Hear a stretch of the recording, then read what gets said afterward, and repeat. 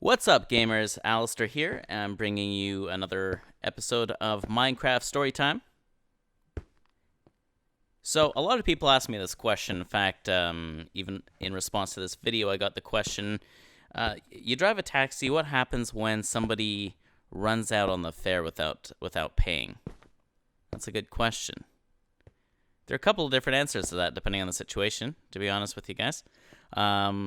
First of all, you got to kind of take a look at who is the person that's doing it or going to do it. It's kind of a thing that's in the back of your mind when you kind of have to profile a person, not to kind of judge a book by the cover, but to kind of judge a book by its cover. You know, you take a look at them and do they seem flighty? Do they seem like they carry diseases? Some people are very kind of scary and disgusting looking. If that person runs out on you and you chase them down, what are you going to do? You're going to fight them? If you fight them, what's going to happen? Are you going to cut your hands up on them? Are you going to get diseases from them? Is it even worth it? That's a serious concern.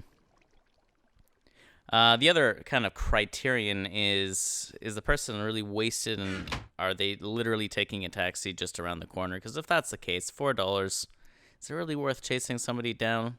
Abandoning your car in the middle of a city that could be subject to getting broken into. I mean, there are so many things that can go wrong chasing somebody down.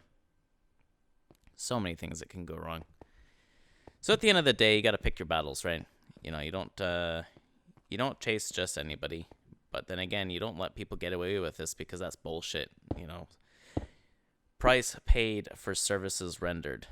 That's my MO. Anyhow, so I'm going to tell you guys a little story then.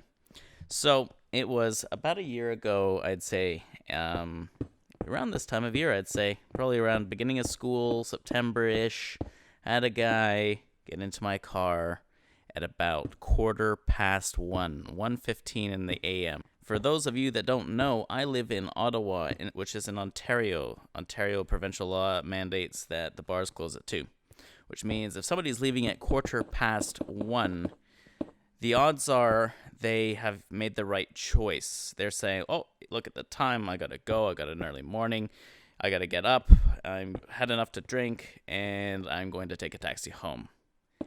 Or that person could be the person that maybe got thrown out of the bar for not making that choice, as in the person who's so belligerently drunk that they get thrown out and they don't even know what's going on.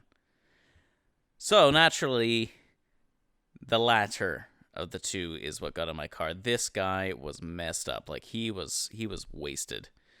So, he gets in the car. He slurs out his address. I didn't recognize the street. So, I put it in my phone, on my GPS. And I actually recognize the area. I know is behind a plaza at an intersection in the south end of the city. No problem. So, I start driving. And then he promptly says, what the fuck, man? You're going the wrong way. You're going the wrong way.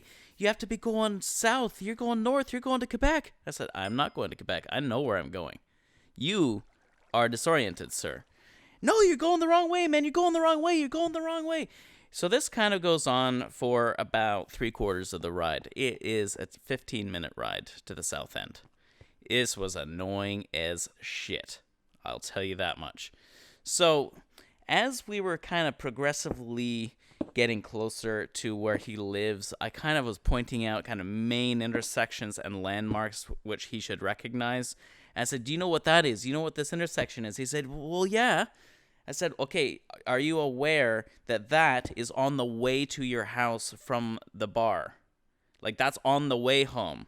See, I'm using, rational and empirical thought here.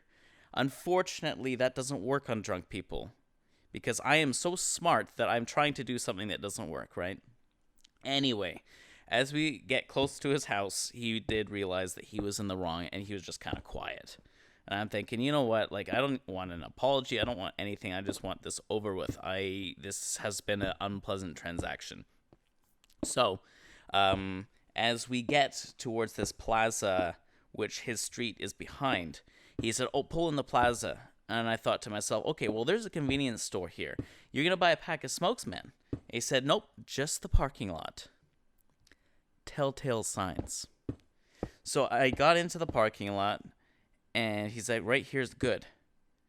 And I'm thinking to myself, something's wrong here. So I put my car in park, turn the keys off, take the keys out of the ignition. I grab my phone, I put it in my pocket. I unclip my seatbelt. And then I said, okay, it's $22, please. And he starts like doing this whole kind of song and dance. Oh, gotta find my wallet, gotta find my wallet. And he's like rustling around and he's like, oh, my wallet's in my back pocket. So he opens the door and he gets out. At that same time, my door cracks open a little bit. He starts running. I am ready for this. I lock all the doors of the car and I chase him down. So the plaza kind of is at this kind of intersection, and on one side of the plaza is a bar, and there's a couple guys who are outside having a cigarette.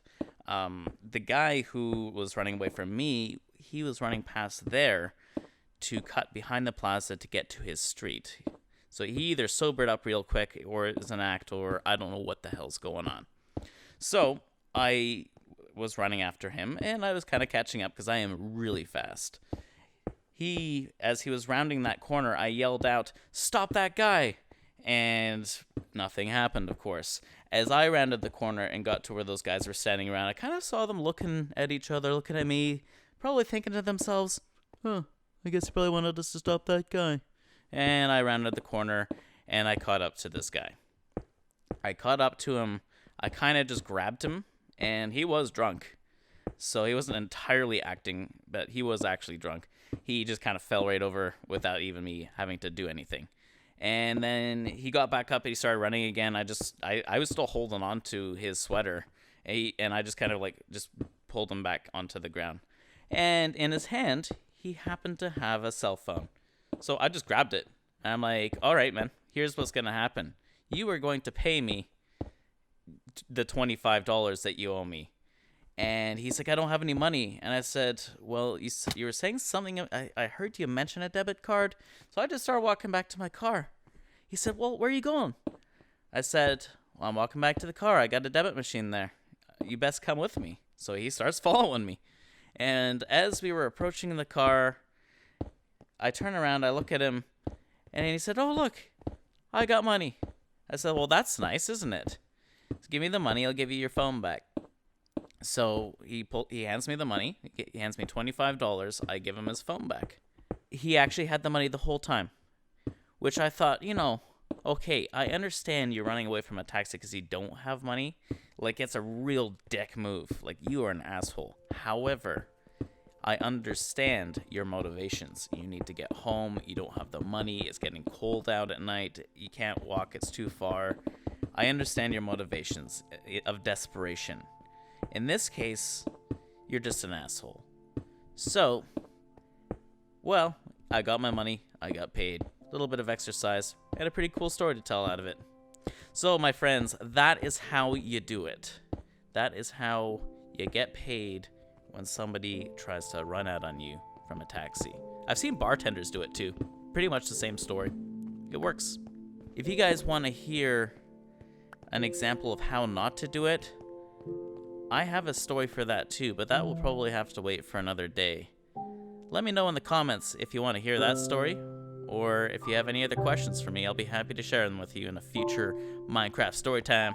So thanks a lot for watching. My name's Alasdair. Have yourselves a great day.